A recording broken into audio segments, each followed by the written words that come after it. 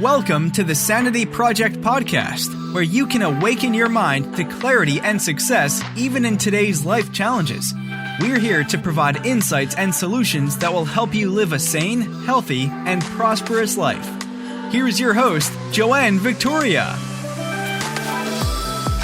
Hi, this is Joanne Victoria, the host of the Sanity Project podcast, and we're here today with another amazing episode for you listeners. Our guest today is Gloria Coppola. Gloria Coppola is a conscious living influencer, life health coach, author, and retreat leader. And if you want to find out about her retreats, go to her website at Gloria Coppola, that's Gloria, COPPOLA.com, and you can read all about them. Gloria Coppola has been active in the holistic healing arts for over 35 years. She previously owned a center and massage school in New Jersey. Prior to a business manager, she was a business manager, and I just stepped over that, but she offers spiritual and healing arts training.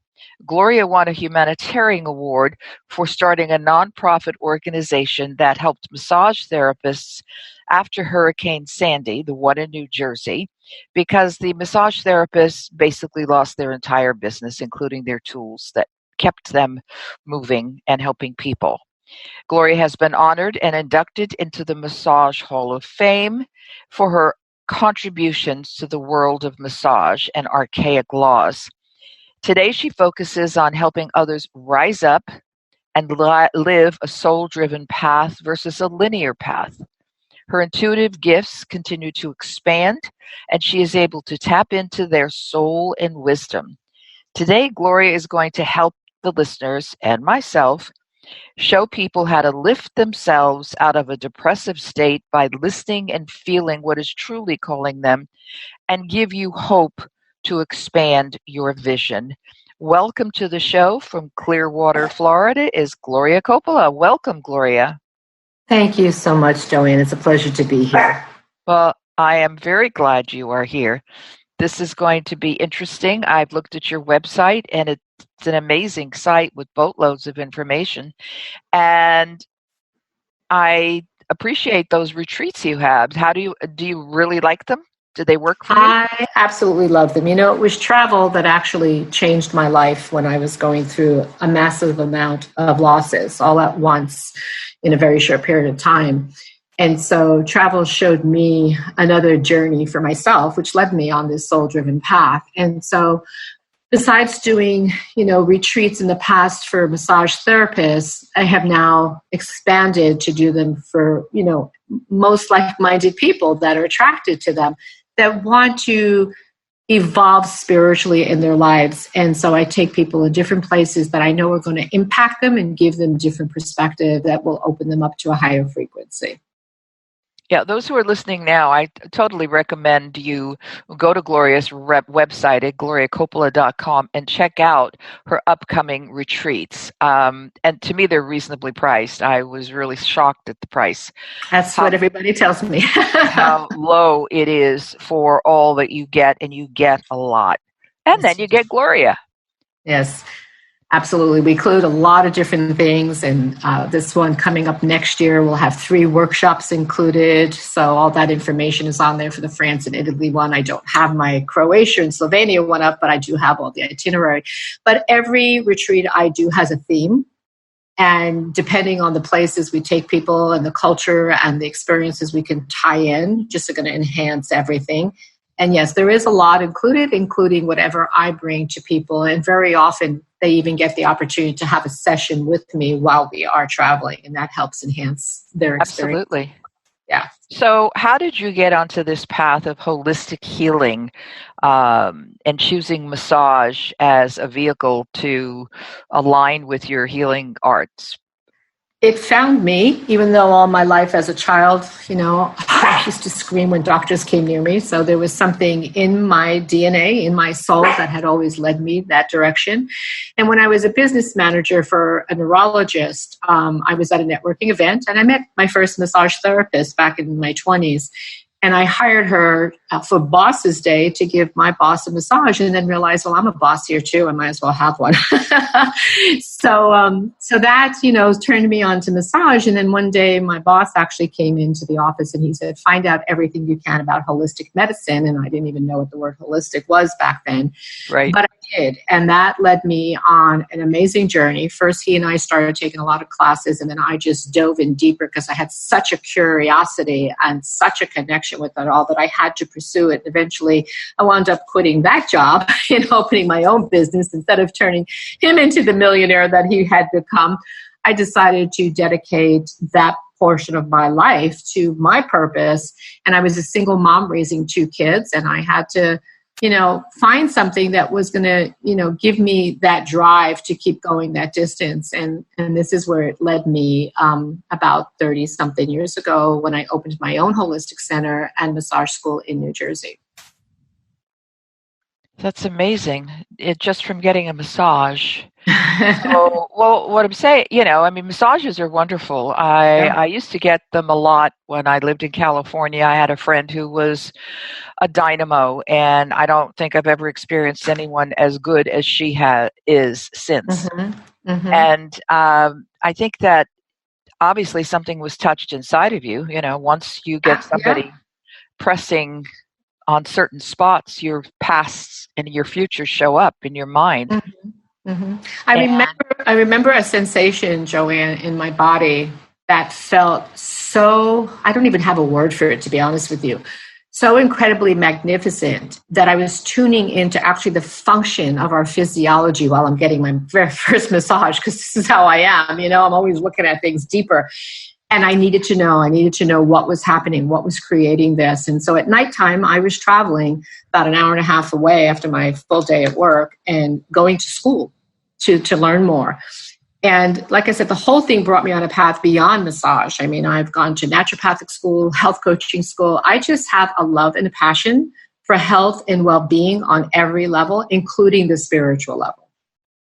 Well, I think that's the most important one personally, but physical, spiritual, emotional, all of those need to be touched. And I see through your work that you do that.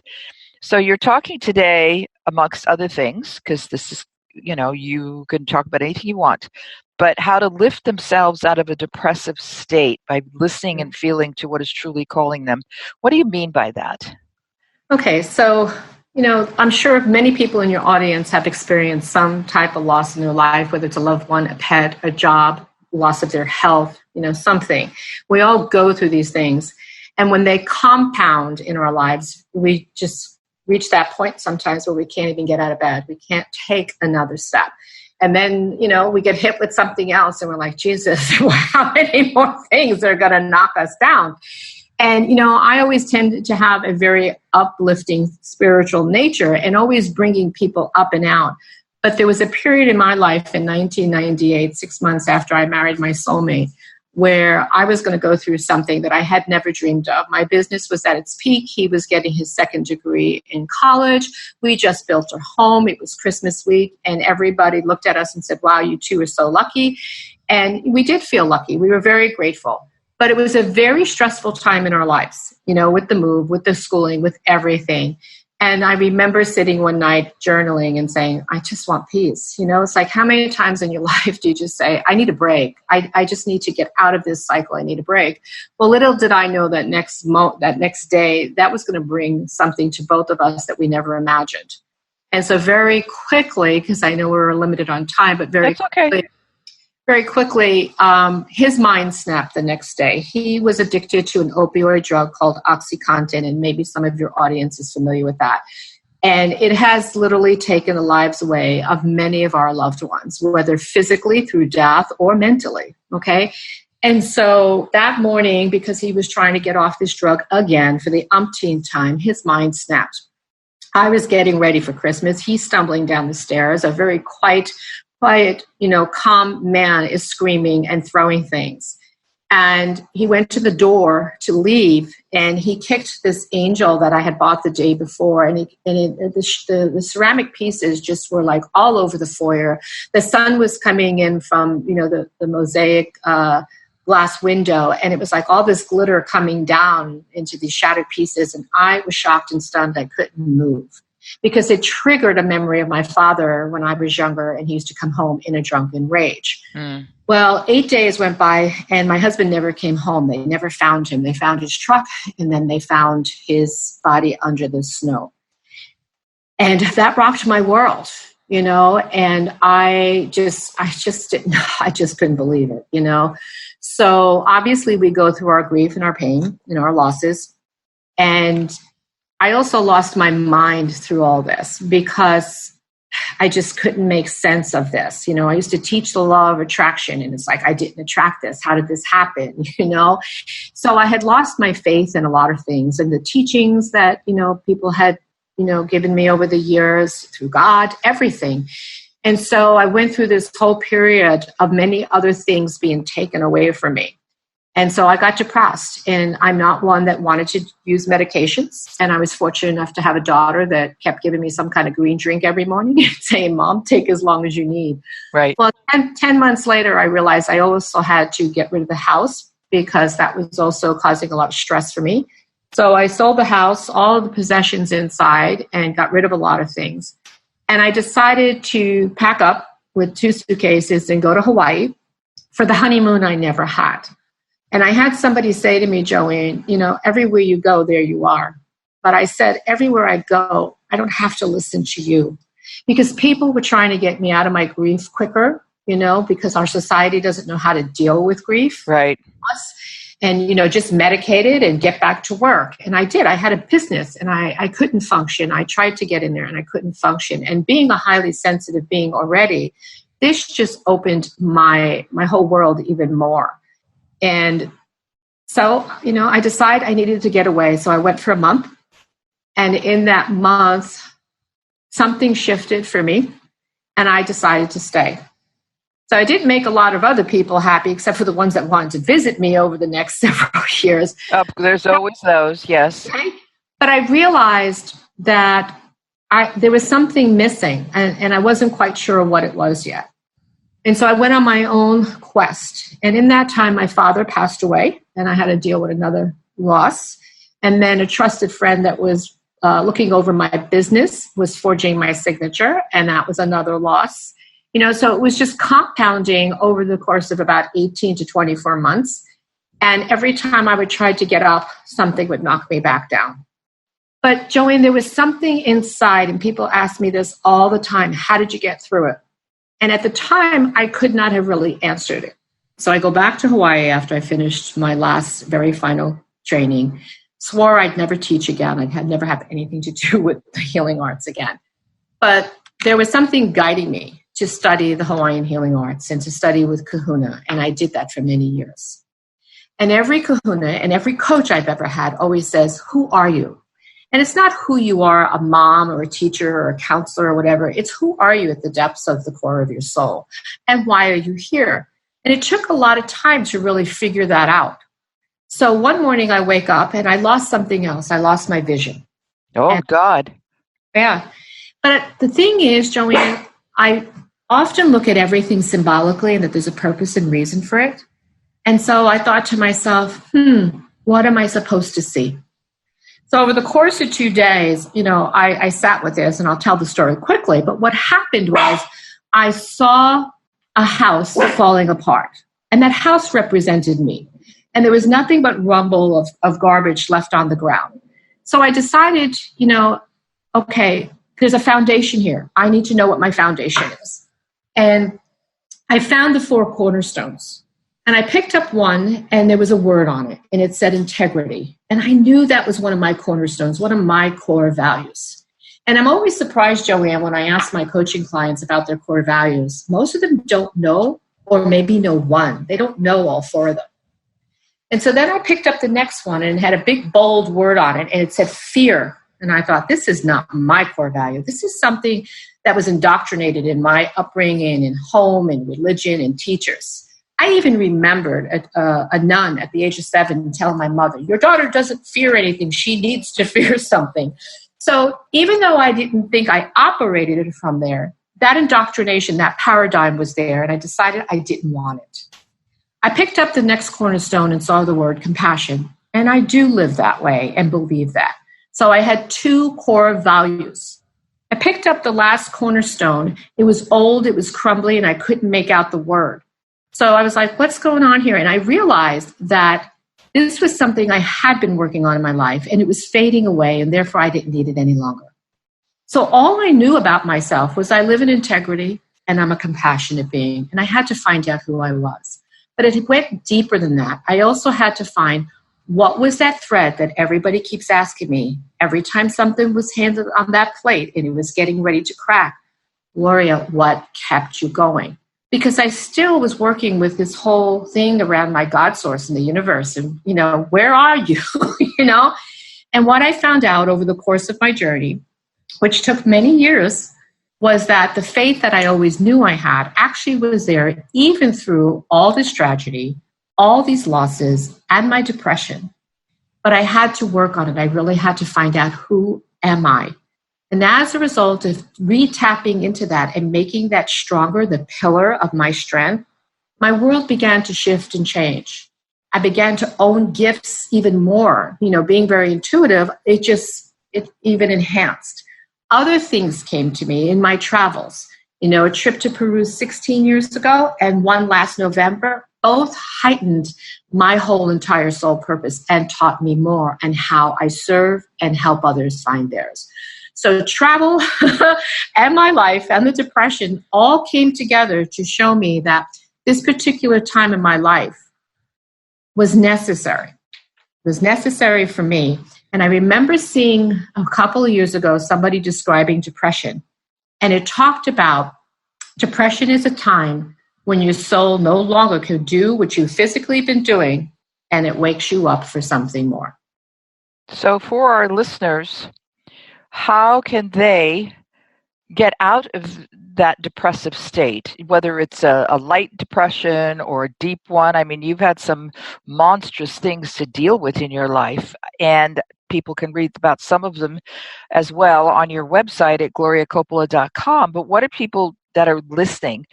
How can you give them hope to expand their vision? How can you help them lift themselves up? What steps can you give them? What strategies can they use? Well, when we're depressed, we don't want to do a whole lot of anything. We don't even want to live, and I've been there. So no, it's stay in the bed and pull the blankets over your head. Yeah. So you don't want to talk. But if we're still alive, which we are, we know there's something keeping that life force going. And while it may not be easy in the beginning, take a moment and ask, what is it? What is it that's keeping me going? What is it that's keeping me here? And reach out for help. I wound up reaching out to a counselor that I had that was amazing. And she understood the things that were happening for me on another level. She understood my intuition. She understood this stuff, and she encouraged it. If she had not been there to encourage the insights that I got, I don't know where I'd be, to be honest with you. So you need to align with somebody that believes in you, and not the person that said, everywhere you go, Gloria, there you are. The naysayers aren't going to help you. The people that say, just get out of bed and get back into life, they don't understand. They haven't been there. So you do need to find somebody that you can align with and talk to them and get guidance.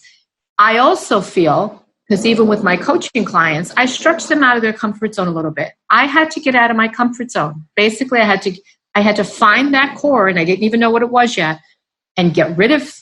For me, it was getting rid of everything and getting on that plane and getting a whole new perspective. So whatever that is for you, find it. I happen to have had an angel that came into my life, and sometimes we don't look at these angels that cross our path as being a very significant key to our purpose and how to shift. But I was so hungry for something else, and I knew that this part of me that was so deeply depressed, I felt in one sense, I had to go through the experience to relate to other people, but there was another part of me that knew there's got to be a way out. There has to be. And this angel stepped into my life, and I didn't know this person prior, and started giving me perspective. And all I did was listen instead of saying, no, I don't want to hear it. No, you don't understand. So I think these simple little things, when we look for the help and open to the signs, like this angel that came into my life, and tap into something within you that really does want to live, but wants something different, you're going to find it. I didn't find it overnight. Yeah, I think that's what one of the issues is. I always say it's not McDonald's. Somebody asked me the question yesterday when I was a guest on a podcast, and she said, well, how do you get people to go blah, blah, blah? Right. I said, it takes a long time. Yeah. I said, whatever it is, it's not McDonald's. It takes whatever time it takes. If somebody can get a piece of it in several hours, that's great. But if they've been locked down for decades, you got to have a hammer and a machete in order to get through that. Right. And they have to have the hammer and machete. I'm just telling them how to use it. So, right. And that they might have to use it. Because they're so resistant, because they're so afraid. People are afraid to see what's the truth is.